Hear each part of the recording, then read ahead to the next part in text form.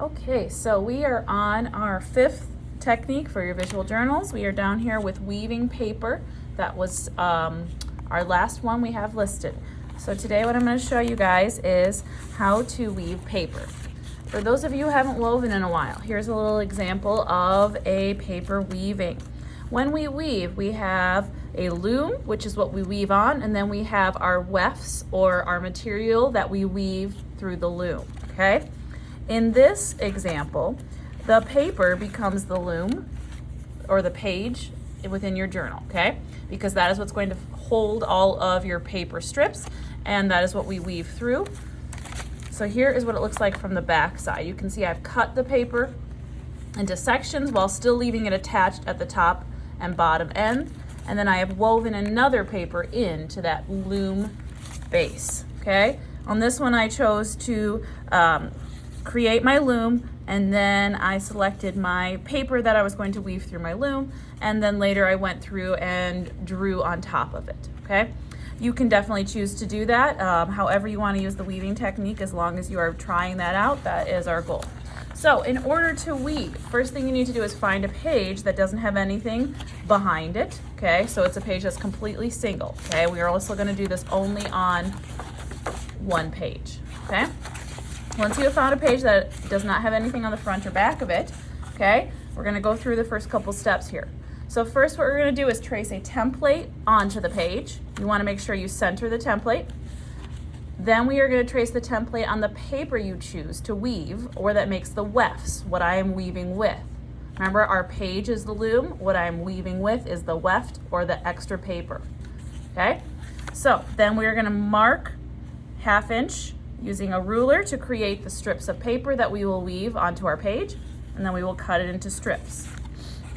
So I will have out for you a weaving template. We want to start with first the space that is going to be cut and woven. So I want to center this on the page, making sure I have about 1 inch border around it, and then I'm going to trace it, okay?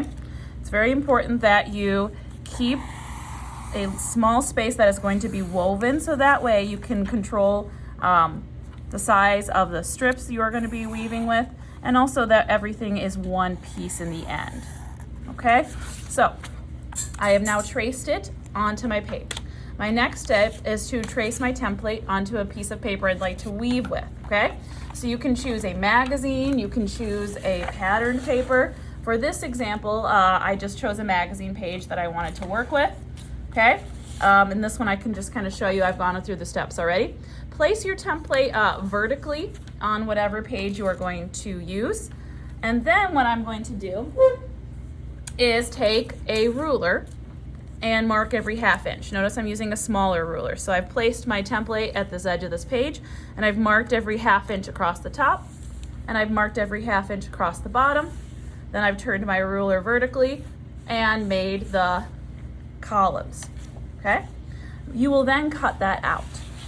All right, so now moving back to our example. So I have my template here, and I have the strips that I've already cut from a magazine piece. If you would like to, I also on this one went through and numbered the strips so that I could connect them like a puzzle, okay? So before I cut them, I went through and numbered each column. You can certainly do that if you want the picture to stay together. So like for this one, I would do like 1, 2, 3, 4, 5, 6, 7, 8, okay? If you want to, but you don't have to necessarily keep the strips in numerical order. Okay, so now I've cut it into strips. We're on step 5. So on the page, I'm back on my journal now, my page, I'm going to mark a 1/2 inch across my template, okay? So notice my other one I had vertical and I was making columns. Now I am going to mark across my template doing the 1/2 inch. Okay, so I'm going to grab my ruler again, and I'm going to take that and I'm going to just number every 1/2 inch across my weaving space.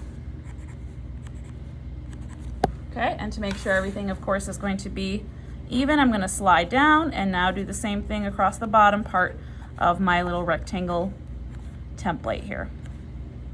Okay, now same thing I did on before. I am now going to connect those marks notice that it's going the opposite direction, okay? Our loom always is going to be up and down. It's also called the warp strings, or the strings that hold the weaving. The weft always goes from right to left. That's why it's called a weft, okay? Nice little rhyme in there.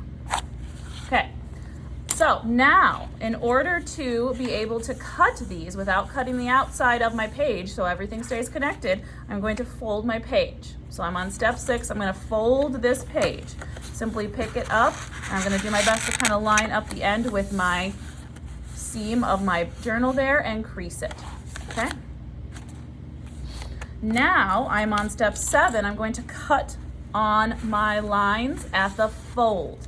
And I want to make sure I stop at the top, okay? The top of my weaving space. Okay, and if you want to use a smaller pair of scissors, that's fine. Since I have folded this in half, should work pretty easily. Do your best to stay as much on the lines. You can see I got a little bit off on that one.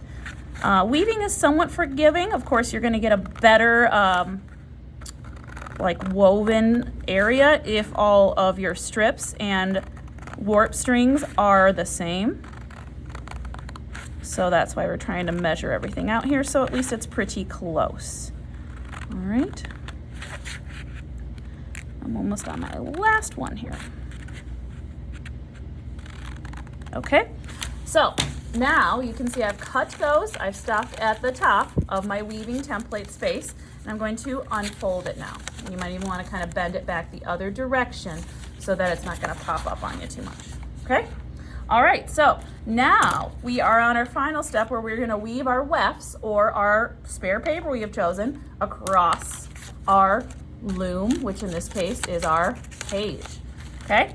So if you, or somebody who wants to number this, okay, you can pick up your strips. Okay, so I'm going to start with strip 1. All right?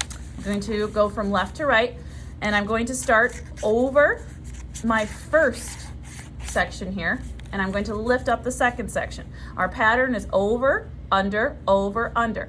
So in some spaces I'm over my warp, in some spaces I am under my warp, okay? So I'm gonna start here by going over the first one, under the second one, over the third one, pick up the fourth one, slide it under, over this next one, under this next one, over, under, okay? And you can see sometimes you gotta kind of be a little gentle picking up the paper. It can be tricky, so you just gotta take your time. You should see a checkerboard pattern appearing, and that's one of the ways to know that you have your pattern correct, okay? So I've over, under, okay? The last step is to slide it up to the very top of my warp, okay? Or my paper loom on this page, okay? You want to just kind of tuck it up as far as you can. Alrighty, so now I'm going to move on to my next one, okay? So again, if you're going numerical order, I'm gonna find number 2. If you are not going in numerical order, just find another strip that you wanna work with, okay? So because this one I was over, okay, I'm going to need to go under this next one. So I'm starting over on this one. All right, so I was on top of there. I'm going to start on top of this next one here. Over, under, just placing my hand underneath the paper to pop it up.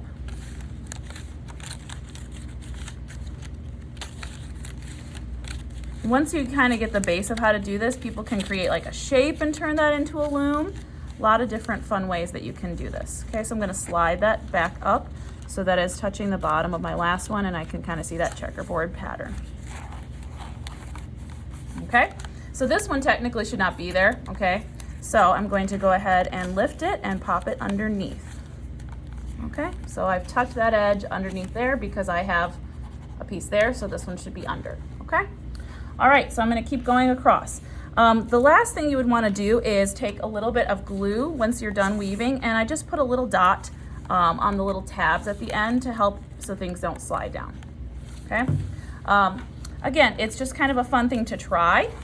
You can certainly weave, you know, with other materials. Most of us probably would weave with yarn, but paper is kind of fun too. Other options you could do would be like, you could watercolor paper, and as long as you're using your same template that you're using on your page and on the paper you're going to weave with, you could cut that into strips and then weave that across. Whereas I've chosen just an image from a magazine clipping. Okay, so again, keeping that same pattern, I'm going to slide this one up and tuck it under the next one. Okay, so there's a lot of options. You could also try to weave with like actual yarn on a paper loom. Definitely do that if you would like to try that. You would get a little bit of a different texture, of course. But as you can see, so now I'm kind of going across and I would continue down. Usually you will end up throwing away your last strip just because you have your paper and there's going to be a little bit more of your paper strips than of your loom. So you usually end up throwing away the last piece or so. It just depends on how far you cut at the top and how much extra space you have. Okay, so you can see on the back side, then we're also, since we're using a weaving technique, we can see it on the back and the front.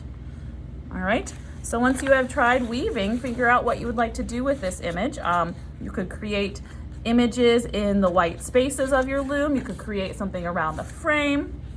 That's up to you. Maybe you want to kind of take a picture of your image and then try and create the missing spaces so that it's one complete image. That would be a fun challenge. So yeah, all right, thank you for listening.